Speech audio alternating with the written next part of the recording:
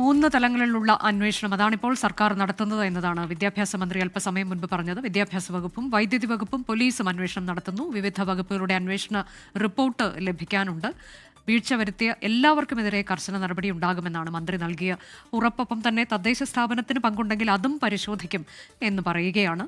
അടിയന്തരമായി എടുത്തിരിക്കുന്ന നടപടി, പ്രാഥമികമായി കൈക്കൊണ്ടിരിക്കുന്ന നടപടിയാണ് പ്രധാനാധ്യാപിക സുജയെ സസ്പെൻഡ് ചെയ്യുക എന്നുള്ളത്. അതിൽ പൊതുവിദ്യാഭ്യാസ ഡയറക്ടർ ഒരു റിപ്പോർട്ട് സമർപ്പിച്ചു. ആ റിപ്പോർട്ടിൻ്റെ കൂടി അടിസ്ഥാനത്തിലാണ് അടിയന്തരമായി തന്നെ ഇങ്ങനെ ഒരു നടപടി ഉണ്ടായിട്ടുള്ളത്. അധ്യാപകർക്കെതിരെ രൂക്ഷ വിമർശനമാണ് വിദ്യാഭ്യാസ മന്ത്രി ഇന്ന് രാവിലെ മാധ്യമങ്ങളെ കണ്ടപ്പോൾ ഉന്നയിച്ചത്. ഒരു നടപടിയും സ്വീകരിച്ചിട്ടില്ല. അനധികൃത നിർമ്മാണം തടയാനോ റിപ്പോർട്ട് ചെയ്യാനോ ഒന്നും പ്രധാനാധ്യാപികയുടെ ഭാഗത്തുനിന്ന് ഒരു നടപടിയും ഉണ്ടായില്ല എന്നത് ഉൾപ്പെടെ ചൂണ്ടിക്കാട്ടിയാണ് ഇപ്പോൾ പ്രധാന അധ്യാപികയ്ക്കെതിരെ നടപടി ഉണ്ടായിരിക്കുന്നത്. ഇനി വരും ദിവസങ്ങളിൽ കൂടുതൽ നടപടികൾ ഉണ്ടാകുമെന്ന സൂചനയാണ് വിദ്യാഭ്യാസ മന്ത്രി ഇപ്പോൾ നൽകിയിട്ടുള്ളത്. അതിനുള്ള അന്വേഷണമാണ് നടന്നുകൊണ്ടിരിക്കുന്നത്. KSEBയുടെ ഭാഗത്തു നിന്ന് വീഴ്ചയുണ്ടായിട്ടുണ്ടോ എന്നുള്ളത് വൈദ്യുതി വകുപ്പ് അന്വേഷിക്കുകയാണ്. കൂടാതെ പോലീസ് അസ്വാഭാവിക മരണത്തിന് ഇന്നലെ തന്നെ കേസെടുത്തിരുന്നു. പോലീസ് വസതിയിലെത്തി കുടുംബാംഗങ്ങളുടെയും മറ്റ് ആളുകളുടെയും ഒക്കെ മൊഴി രേഖപ്പെടുത്തുകയും ഒക്കെ ചെയ്തിട്ടുണ്ട്.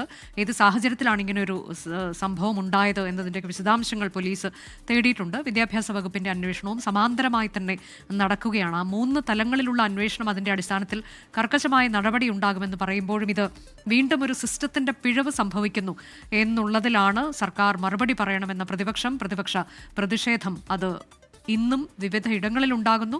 ഏറ്റവും പ്രധാനമായി വ്യാപക പ്രതിഷേധം ഉണ്ടാകുമ്പോൾ ഹൈസ്കൂളിലേക്കും വൈദ്യുതി മന്ത്രിയുടെ ഓഫീസിലേക്കും സെക്രട്ടേറിയറ്റിലേക്കുമാണ് പ്രതിഷേധം വ്യാപിച്ചത് ഇന്ന്.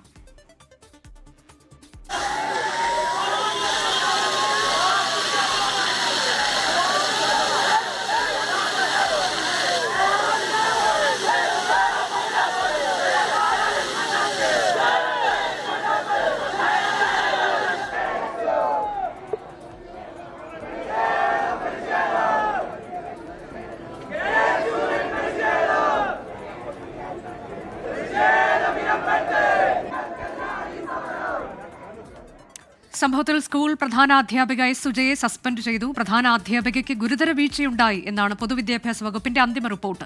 സ്കൂൾ തുറക്കൽ മാർഗരേഖ നടപ്പാക്കുന്നതിൽ സ്കൂളിന് ഗുരുതര വീഴ്ചയുണ്ടായി എന്ന് വിദ്യാഭ്യാസ മന്ത്രി പറഞ്ഞു.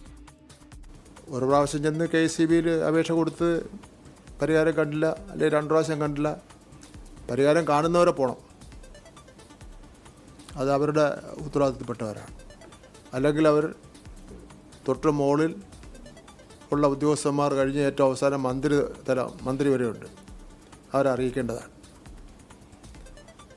അതല്ല ഒരു പ്രാവശ്യം ഒരു പേപ്പർ അവിടെ കൊണ്ട് എഴുതി അവിടെ ആ ഫെസിലിറ്റിക്ക് ആരെങ്കിലും കൊടുത്തിട്ട് പോന്നിട്ട് അതല്ല നമ്മൾ ഗവൺമെൻറ് പ്രതീക്ഷിക്കുന്നത്. മിഥുന്റെ സംസ്കാരം നാളെ വൈകിട്ട് നടക്കും. രാവിലെ 10 മണി മുതൽ സ്കൂളിൽ പൊതുദർശനം ഉണ്ടാകും. വിദേശത്തായിരുന്ന മിഥുന്റെ മാതാവ് നാളെ ഉച്ചയോടെ വീട്ടിലെത്തും. നാളെ 8:30-9 നെടുമ്പാശ്ശേരിയിൽ എത്തിച്ചേരും. അതിൻ്റെ ടിക്കറ്റിൻ്റെ പ്രിൻ്റ് നമുക്ക് കിട്ടു വന്നു.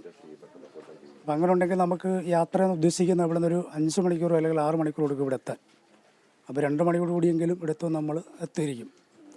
അപ്പോൾ അതിന് മുമ്പ് തന്നെ കുഞ്ഞിൻ്റെ ബോഡി നമ്മൾ അവിടെ നിന്നെടുത്ത് സ്കൂളിൽ കൊണ്ടുപോയി പൊതുദർശനത്തിന് വെക്കും. ഒരു 10 മണിക്കൂർ കൂടിയെങ്കിലും അവിടെ നിന്നെടുത്ത് സ്കൂളിൽ കൊണ്ടുപോയ ശേഷം നമുക്ക് ഏകദേശം ഇവിടെ ഒരു 12 മണിക്കൂർ കൂടിയെങ്കിലും കുഞ്ഞിനെ ഇവിടെ എത്തിക്കാൻ പറ്റും. അപ്പം അങ്ങനെ ഉണ്ടെങ്കിൽ 4 മണി എന്നുള്ളൊരു ടൈം വെക്കുന്നു. 4 എന്നുള്ളത് 5 മണിക്കുള്ളിൽ തന്നെ വീട്ടിലെ കാര്യങ്ങളെല്ലാം നടത്തുവാൻ ആണിപ്പോൾ നമ്മൾ തീരുമാനിച്ചിരിക്കുന്നത്. അതിനിടെ ഇപ്പോൾ മന്ത്രി ജെ ചിഞ്ചുറാണിക്കെതിരെ SDPIയുടെ പ്രതിഷേധം സ്കൂളിന് മുന്നിൽ നടക്കുന്നുണ്ട്. മന്ത്രിയുടെ കോലം കത്തിച്ചുള്ള പ്രതിഷേധമാണ് നടക്കുന്നത്. SDPI പ്രവർത്തകരുടെ പ്രതിഷേധം. മന്ത്രി ഇന്നലെ നടത്തിയ പരാമർശം, അതിനുശേഷം മന്ത്രി ഇന്ന് അതിൽ നിന്ന് പിൻവാങ്ങിയിരുന്നു. ആ പ്രസ്താവന തെറ്റ് എന്ന് മന്ത്രി വ്യക്തമാക്കുകയും ചെയ്തിരുന്നു. അശ്വിൻ പാലാഴി വിശദാംശങ്ങളുമായി. അശ്വിൻ, ഇപ്പോൾ നടക്കുന്നത് SDPI പ്രവർത്തകരുടെ പ്രതിഷേധമാണ്. മന്ത്രി ജെ ചിഞ്ചുറാണിക്കെതിരെയുള്ള പ്രതിഷേധം, വിവരങ്ങൾ.